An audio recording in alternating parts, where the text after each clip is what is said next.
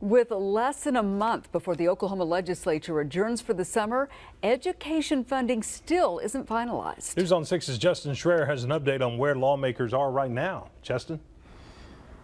And the legislative session has to end on the last Friday in May this year. That actually falls on the last day of the month. And with just a few weeks to go, we spoke with Majority Whip Terry O'Donnell about the progress that's being made and what's left.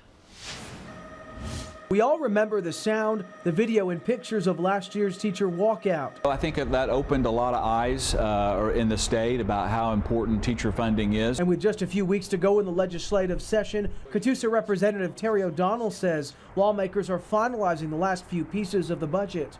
He says the education budget is probably going to be between $130 and $150 million. $20 million of it has to go to the teachers' insurance benefits, their flex, what we call the flex benefits.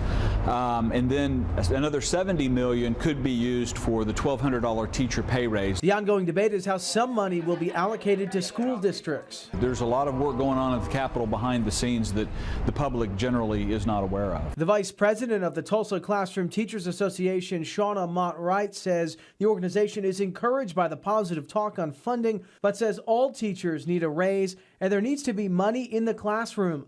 Representative O'Donnell says education remains one of the biggest topics in the legislature. It's always been important to our legislature. As lawmakers continue to work to finalize the full budget. The budget is kind of the compilation of the session, and so you get a package. The budget is kind of the culmination of the session, and really it is the most important thing we do in the legislature.